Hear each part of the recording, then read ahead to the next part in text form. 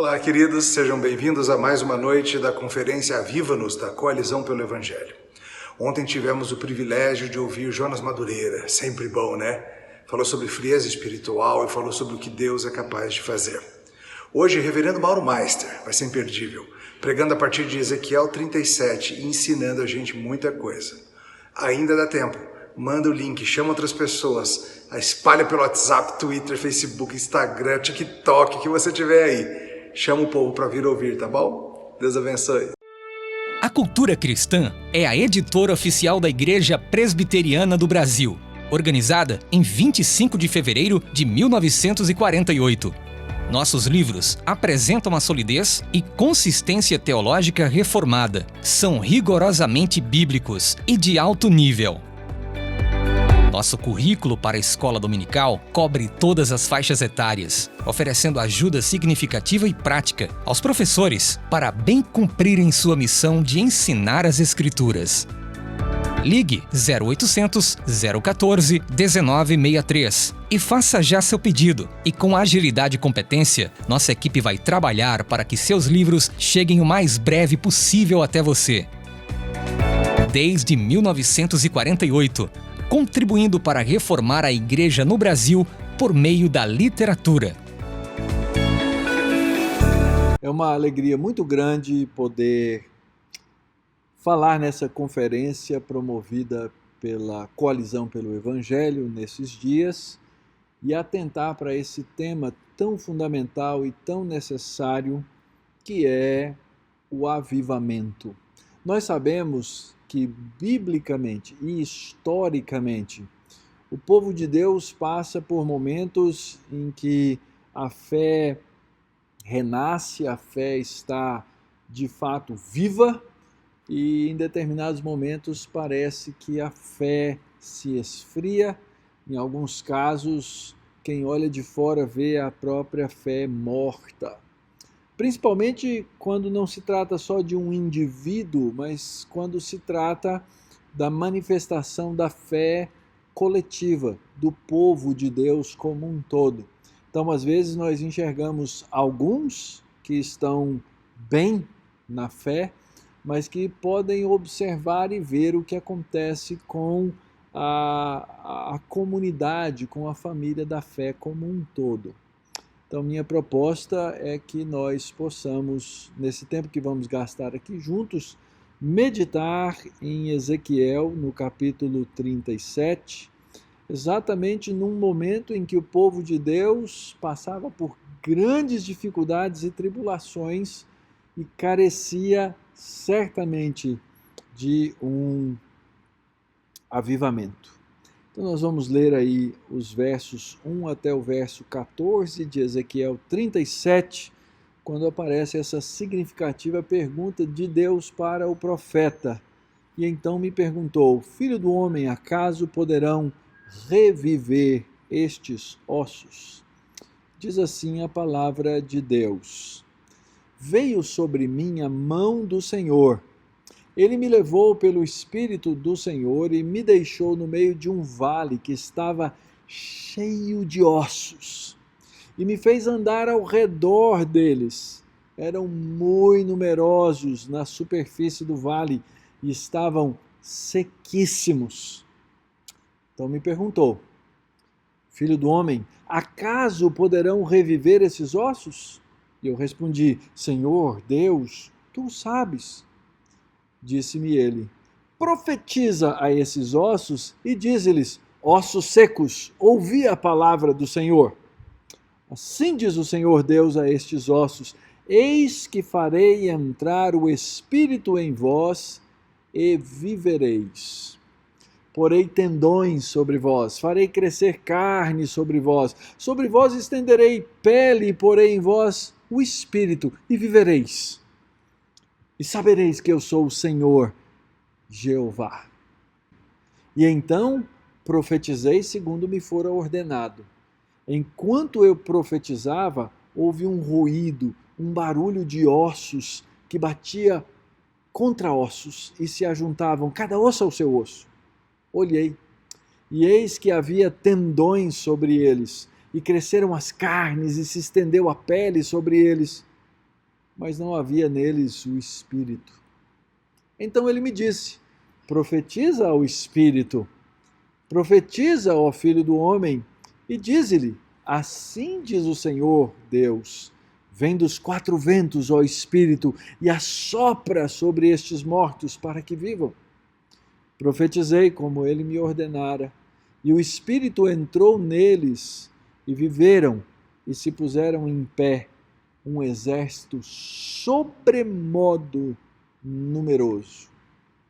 Então me disse: Filho do homem, estes ossos são toda a casa de Israel. Eis que dizem: os nossos ossos se secaram, e pereceu a nossa esperança. Estamos de todo exterminados. Portanto, profetiza e dize-lhes: assim diz o Senhor Deus, eis que abrirei a vossa sepultura, e vos farei sair dela, ó povo meu, e vos trarei a terra de Israel. Sabereis que eu sou o Senhor, quando eu abrir a vossa sepultura e vos fizer sair dela, ó povo meu. Porei em vós o meu espírito e vivereis, e vos estabelecerei na vossa própria terra. E então sabereis que eu, o Senhor, disse isso e o fiz, diz o Senhor. Deus bendito, nós rogamos que essa palavra que foi inspirada pelo Espírito Santo possa agora, iluminada pelo mesmo Espírito, fazer sentido a nós nesse dia e nessa hora. É a oração que fazemos no nome de Jesus. Que as palavras dos meus lábios e o meditar do meu coração sejam agradáveis na tua presença, Senhor meu, rocha minha, Redentor meu. Amém. Uma das coisas necessárias e fundamentais para que se entenda qualquer texto da Escritura e entendê-lo dentro do seu contexto geral. Então vamos a um pouquinho de história a respeito da situação que vivia esse homem chamado Ezequiel, que é um profeta e que, na verdade, era um dos sacerdotes, ele era da linha sacerdotal. O que nós vemos aqui, o que nós encontramos aqui nesse texto e no livro do profeta Ezequiel, é uma situação muito extrema. Nós sabemos que o povo de Deus, o povo da aliança de Deus, havia quebrado essa aliança muitas vezes, continuamente, até que a medida da iniquidade do próprio povo de Deus se enche e Deus resolve então mandá-los para o cativeiro. Vários profetas foram profetas que anunciaram um cativeiro do povo de Deus debaixo, a princípio, do reinado de Babilônia e de Nabucodonosor. Ora, o profeta Jeremias havia feito isso, ou fazia isso naquele momento, o profeta Isaías havia feito isso 200 anos antes, e o profeta Ezequiel, ele foi contemporâneo do profeta Jeremias, e ele foi um dos que foi como sacerdote, provavelmente no ano 597 a.C., levado como cativo para a Babilônia, tendo se estabelecido às margens de um rio chamado o rio Quebar. E esse profeta, ou esse sacerdote, na verdade, a princípio, o que vem a ser o profeta Ezequiel, ele assume o seu sacerdócio por volta da idade de 30 anos e assim também torna-se, junto à comunidade, este profeta que vai várias vezes trazer uma mensagem ao povo de Deus que era muito difícil de pregar, muito complicada, porque afinal de contas ainda havia gente em Jerusalém, a parte do povo e da liderança já havia sido transportada para a Babilônia, e nesses primeiros anos do cativeiro, que foi parcial, que é uma parte do povo, até que viesse o ano 586 e fosse o momento final, a última leva em Jerusalém fosse destruída, Ezequiel estava pregando, Ezequiel estava ensinando a palavra. E havia um grupo lá em Jerusalém, e até um grupo daqueles que estavam no cativeiro dizendo: não, isso vai acabar logo, vai passar logo, mas o próprio profeta Jeremias havia anunciado que esses anos dessa assolação durariam 70 anos. E o alerta do profeta Ezequiel para o povo contra os falsos profetas da sua época era exatamente dizer: não caiam numa falsa esperança. E nós temos também, provável como um dos contemporâneos de Ezequiel aí nessa fase, né, o profeta Daniel, que provavelmente ainda era um jovenzinho, quem sabe adolescente, preparando-se para entrar lá na Academia Real de Babilônia, e a função de Ezequiel era prevenir os exilados de terem um destino tão trágico quanto a população de Jerusalém teria no seu momento final, quando a cidade seria destruída e muitas pessoas morreriam.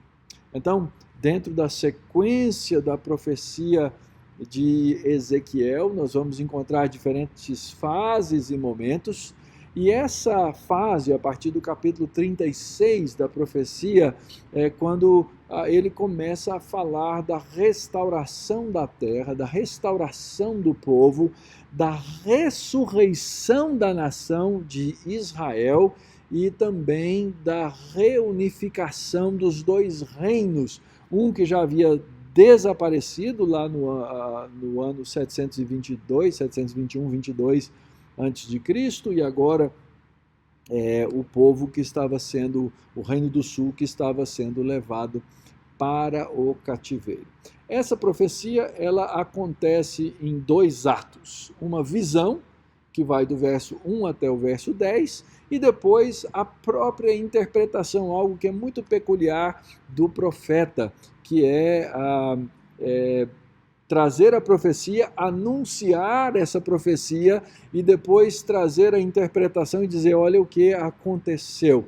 Então, essa cena toda é para mostrar que o Deus de Ezequiel é o Deus que faz da morte vida, vidas secas, ossos secos, relacionamentos secos. E agora contextualizando, igrejas secas, coisas que um dia foram viçosas, floresciam e agora encontram-se ressecadas e mortas e que precisam ser reavivadas, que precisam ser trazidas de volta à vida. E aqui então é que nós vamos tentar entender a profecia e a própria interpretação dada no livro do profeta, para que nós entendamos que o verdadeiro avivamento só pode ser trazido por Deus e pelo Espírito de Deus. E homem nenhum, em tempo nenhum, em época nenhuma, pode criar avivamento. Isso é muito comum hoje, as pessoas prometendo um avivamento. Existem programas de televisão, existem outdoor nas cidades que prometem um avivamento, mas que na verdade são coisas, ou é uma coisa que só pode ser feita pelo povo de Deus. E aqui fica o primeiro grande alerta: cuidado com os falsos profetas do nosso próprio tempo. Então vamos caminhar aqui e tentar entender parte a parte essa profecia dada ao Senhor Deus, ou dada pelo Senhor Deus ao profeta Ezequiel. Cena do Vale dos Ossos Secos. O texto diz que a mão do Senhor veio sobre Ezequiel. É importante entender que, na verdade, desde o começo do livro, a mão do Senhor está com Ezequiel. E esse é um dos fatores primordiais para que a gente entenda como é que Ezequiel pôde, por o tempo todo do seu ministério, pregar a verdade debaixo da pressão que ele sofria, porque a mão do Senhor estava sobre ele.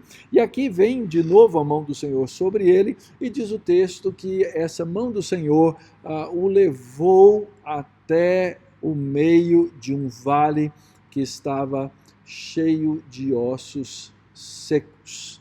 E aqui então abre-se a cena descortina-se diante dos espectadores daquela visão o que estava diante dos olhos do próprio profeta. O profeta via uma cena de absoluta desolação. O texto afirma que o Espírito o fez andar ao redor daqueles ossos. O texto diz que eles estavam espalhados, eram muitos na superfície daquele vale, e o texto ainda enfatiza o fato de que eles estavam sequíssimos, significa que estavam realmente mortos, ali não se encontrava qualquer vida. Então a mão do Senhor está sobre o profeta, e o profeta agora vai confrontar a realidade espiritual da nação de Israel, tanto no nível individual, quanto no nível coletivo, cultural, e eu diria agora contextualizando para a nossa realidade, num nível global. Eu sou pastor há 30 anos, e é certo que por muitas vezes a igreja ao longo dos anos passou e continuará a passar por muitos embates, isso está na própria Escritura, mas nesses 30 anos eu não me lembro de ter podido ver, até porque era mais difícil de ver, uma situação na qual o povo de Deus estivesse tão dividido, tão separado, em que houvesse em escala global tanta falsa profecia, tanta coisa sendo dita em nome de Deus que não está na própria palavra de Deus, que não está na própria Escritura. E essa é a nossa realidade hoje, como povo de Deus no próprio século 21. É tão importante que nós saibamos, assim como Ezequiel foi levado pelo Espírito ao redor para contemplar tudo aquilo, que no nosso tempo, que nos nossos dias nós também olhemos para a situação de sequidão da Igreja de Cristo em tantos lugares, em tantas situações, e saibamos avaliar, saibamos analisar o que é que está acontecendo. Mas é muito interessante, né, que o Senhor provoca o profeta. Se você observar bem aí no verso 3, diz assim: e então esse mesmo Senhor que o levou ao redor e mostrou todas aquelas coisas, fez a pergunta: filho do homem, acaso poderão reviver esses ossos? Ezequiel é chamado a manifestar a fé. E é interessante que a maneira como Ezequiel vai manifestar a fé é numa confiança dependente. Ele diz assim, é como se ele estivesse dizendo assim: Senhor, o Senhor sabe melhor do que eu. O Senhor é o Deus da vida, o Senhor sabe muito mais do que eu. E essa é, sim, uma confiança dependente. É como se alguém nos perguntasse assim: olha, Deus pode mudar essa situação que a igreja contemporânea vive? E a nossa resposta deveria ser somente essa: Senhor, o Senhor sabe. O Senhor sabe se vai ou não. Eu não posso afirmar, eu não tenho como dizer o que o Senhor vai fazer hoje ou amanhã. Mas eu sei o que o Senhor pode. E eu sei o que o Senhor faz. E eu sei que ao longo da história Ele já fez. Então, da nossa parte, cabe entender que Deus manifesta e aviva a sua igreja no seu tempo, na sua época, quando Ele quer e como Ele quer. Nós não podemos provocar o Senhor. Por outro lado, nós podemos rogar ao Senhor. Nós podemos pedir ao Senhor. Nós podemos clamar ao Senhor. E nós devemos, sobretudo, desejar essas coisas. Eu acho muito interessante o texto de Lucas, no capítulo 5, no versículo 12, quando o texto lá nos diz: e aconteceu que, estando ele numa das cidades, Jesus, veio à sua presença um homem coberto de lepra.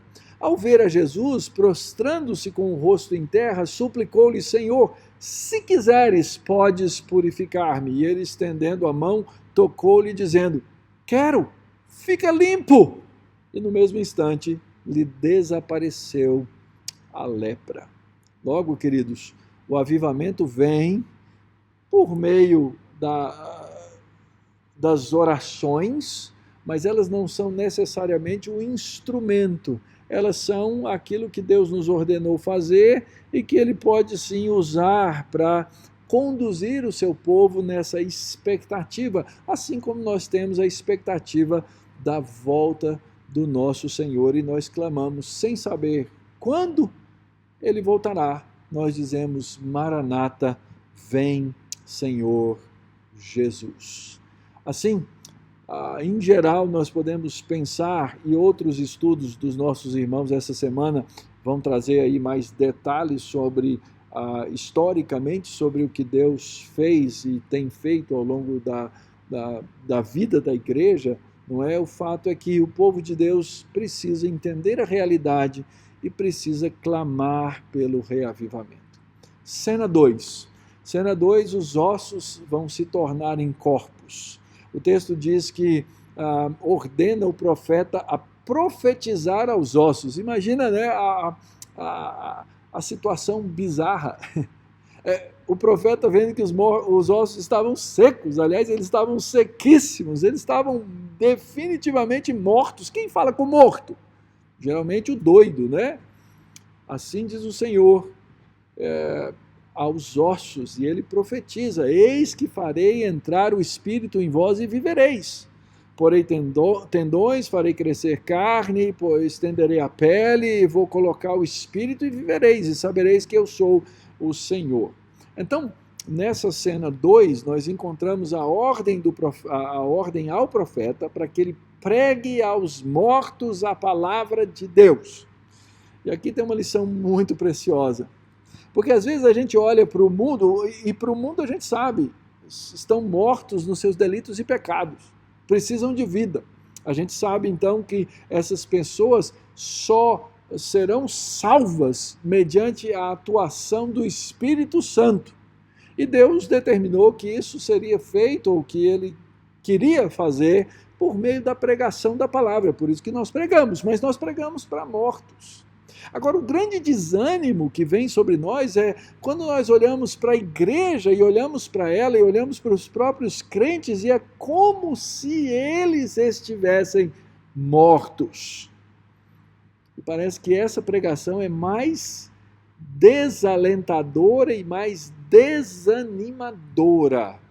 Pregar para os mortos. E aqui vem um ato de fé, porque Deus diz assim: olha, prega, profetiza e eu vou fazer a minha obra.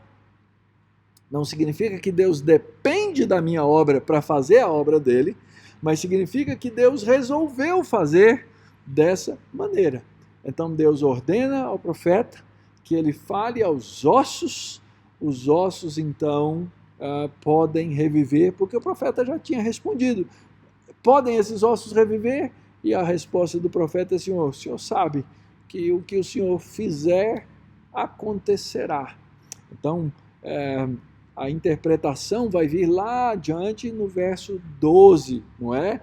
Deus vai abrir a sepultura, vai fazer os mortos saírem dessas sepulturas e levar o povo de volta do cativeiro. Mas isso seria no tempo de Deus e do jeito de Deus. Então aqui o profeta está usando nessa sequência de fórmulas proféticas, profetiza e ouve, e o profeta vai fazer isso, né? A palavra profetiza aparece 7 vezes no texto, prega a palavra, não é isso que o profeta está fazendo, e eu acredito que essa palavra apareceu intencionalmente aqui 7 vezes. Ela quer nos dizer que nós devemos pregar de uma forma completa, de uma forma plena, este evangelho, essa palavra, essa verdade do Senhor, aquilo que de fato o Senhor diz. E é assim que nós deveríamos estar fazendo no nosso tempo e na nossa geração. Meus queridos, não tem outro jeito, não tem outra maneira de trazer vida, de trazer ordem e de trazer paz ao nosso tempo e à nossa época, se não for pela pregação do Príncipe da Paz.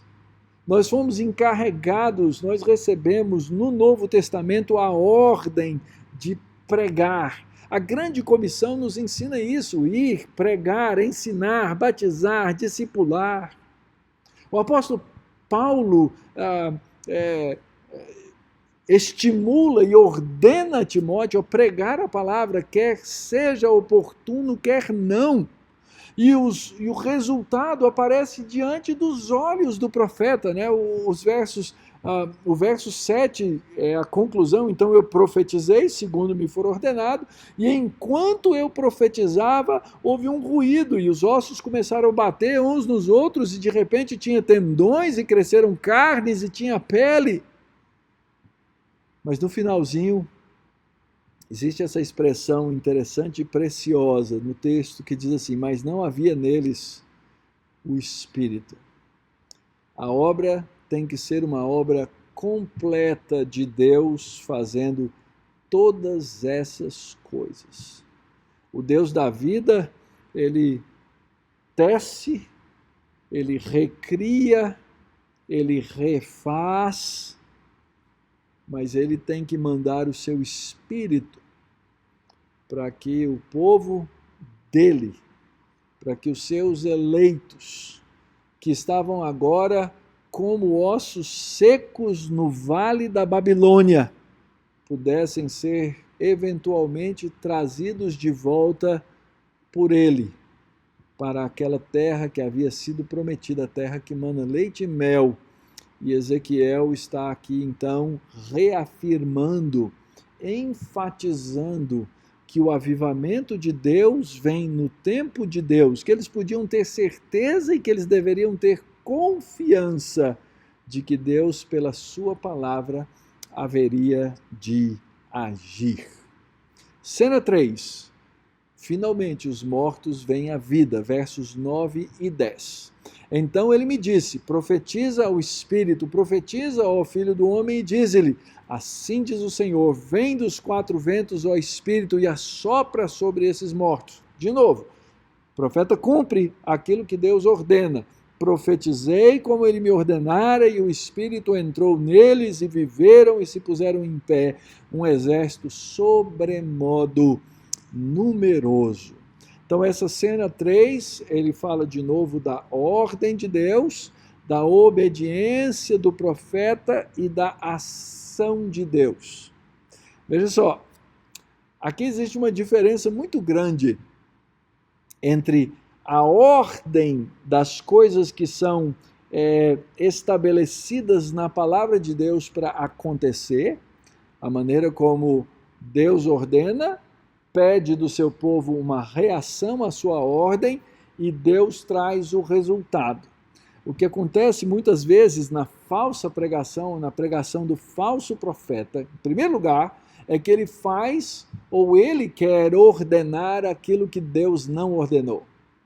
A segunda coisa, ele exige do povo de Deus atos de obediência que não são os atos de obediência de um coração puro. É o que a gente vê hoje, né, nos dias contemporâneos. As pessoas reagindo à palavra do falso profeta, esperando Deus fazer alguma coisa que ele não prometeu que faria. Então, o que nós temos aqui é uma sequência clara: ordem, obediência e a ação de Deus. Em geral, a ação de Deus é operada em cima da obediência do seu povo. Isso é normal, isso é natural, isso aparece várias vezes na palavra de Deus. Mas tem que ser uma ordem direta de Deus, não uma ordem de um falso profeta. Tem que ser uma ordem clara de Deus na Escritura e não uma ordem falsificada de homens trazendo falsas profecias sobre o povo de Deus. E a atuação, então, aí é por meio do vento, que na verdade é o Espírito de Deus, que sopra sobre o povo de Deus pela pregação da palavra de Deus. Então houve a pregação, e quando a pregação foi feita, Deus enviou o seu Espírito, e o Espírito então faz com que aqueles que eram ossos secos e que depois haviam sido tornados em corpos, mas que não tinham vida, agora se coloquem em pé como um exército numeroso, viraram gente de novo. O que é que faz toda a diferença? A palavra de Deus e o Espírito de Deus. A nós hoje, queridos, cabe a obediência a essa palavra e a oração para que Deus envie o seu Espírito.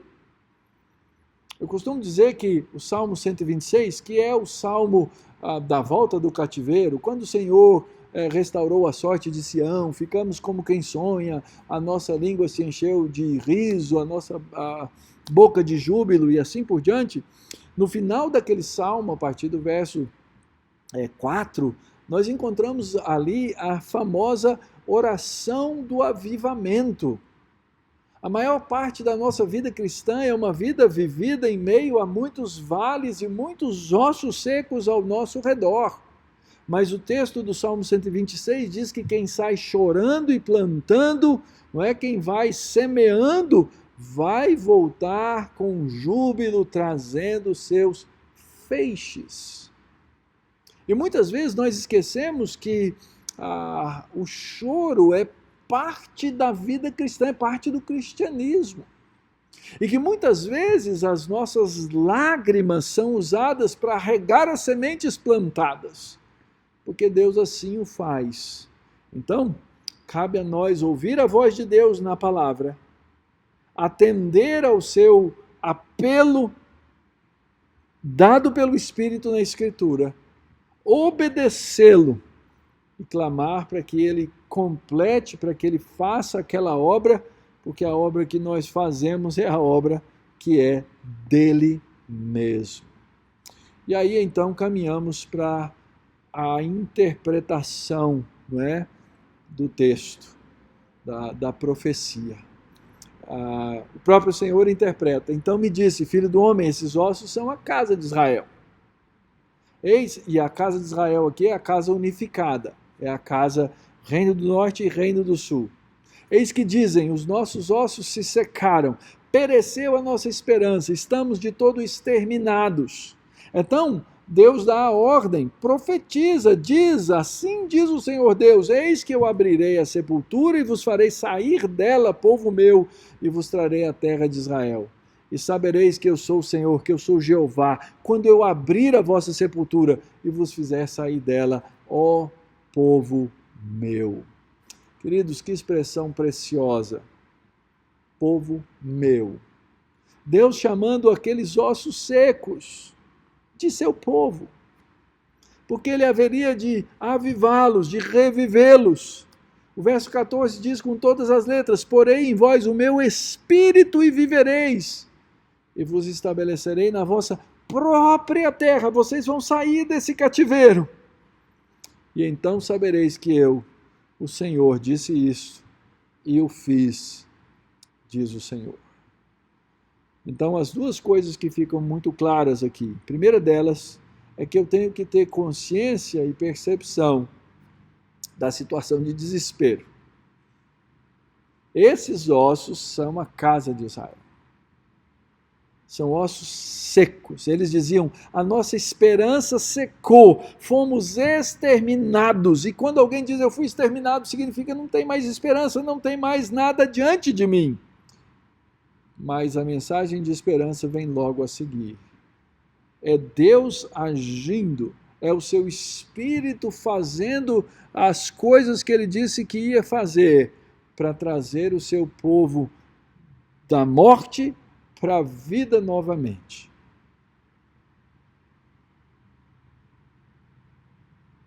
E há uma promessa, a promessa do Espírito: e vivereis e vos estabelecerei na vossa própria terra.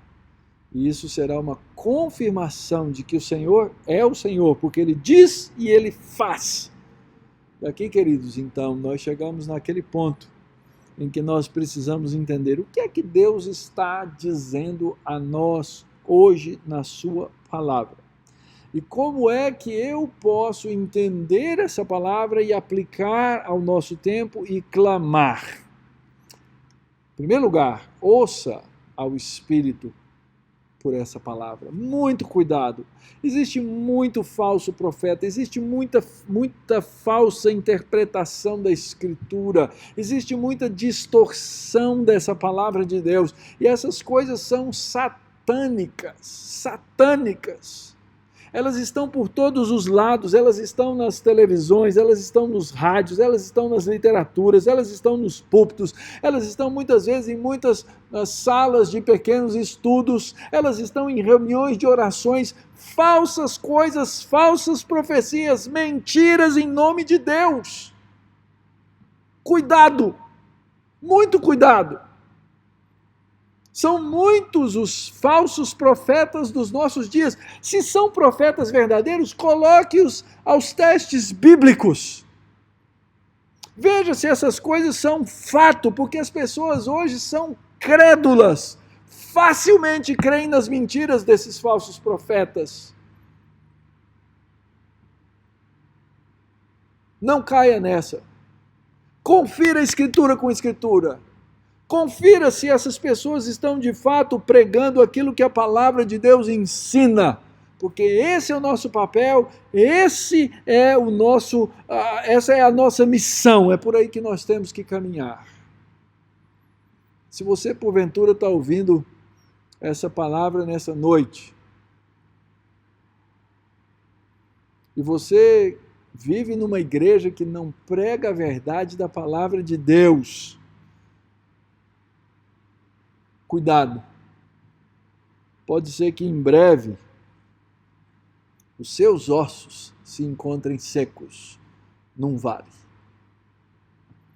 Segundo, você, irmão, que é pregador e pastor, evangelista, missionário, pregue a verdade, não tema os homens, não tema os falsos profetas e não tema as consequências que o mundo pode trazer.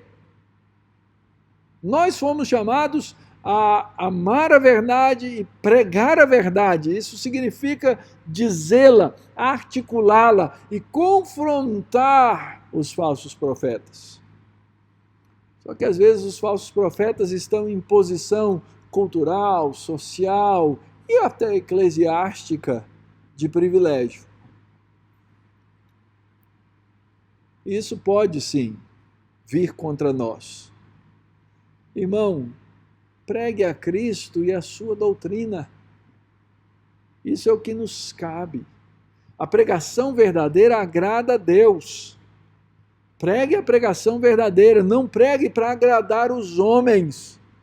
Não pregue para aveludar a mensagem aos ouvidos dos poderosos do mundo, da cultura, do momento, daqueles que são os deuses do nosso século. Às vezes nós somos acusados de anticientíficos, porque nós percebemos que há um cientificismo no ar, no qual coisas desse século se tornam ídolos. Eu não sou contra a ciência, eu me beneficio dela, eu me beneficio da ciência, da tecnologia, de todas as boas coisas que debaixo da graça comum o homem produz. Mas quando essas coisas tomam o lugar de Deus e elas se tornam Deus, elas se tornam ruins nesses aspectos. Não devemos pregar para agradar homens, nem o intelecto dos homens, nem a vontade dos homens, senão somente a Deus. E reconheçamos, irmãos, a igreja brasileira e a igreja global precisa de um avivamento. O nosso papel nesse momento é sair plantando, jogando a semente no solo e chorando sobre a semente. E Deus há de usar seu povo e a sua igreja nesse clamor pelo avivamento. Aviva-nos, Senhor, a fim de que possamos ver algo diferente, algo novo, e quiçá como Israel pôde ver lá ao final do cativeiro, daqueles 70 anos, um exército se levantar. Um exército se levantar para pregar a palavra de Deus.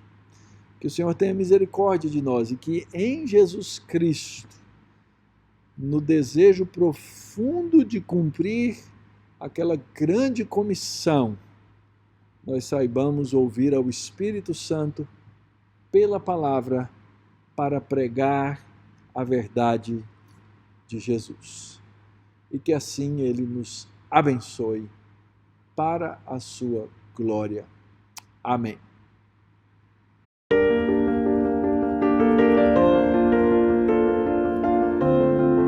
A teologia é um convite para se maravilhar com a grandeza de Deus. É um chamado para ouvir sua voz, partilhar suas palavras. No Seminário Martin Bucer, nossa missão é ajudar discípulos de Cristo no estudo da teologia bíblica, histórica e fiel. Oferecemos cursos online, cursos no formato semipresencial e também um curso de mestrado feito em parceria com o Puritan Reformed Theological Seminary. Se o seu desejo é servir a Igreja de Cristo, o nosso desejo é te capacitar com o ensino teológico que glorifica a Deus. Visite martinbutzer.com ou mande-nos uma mensagem no Instagram.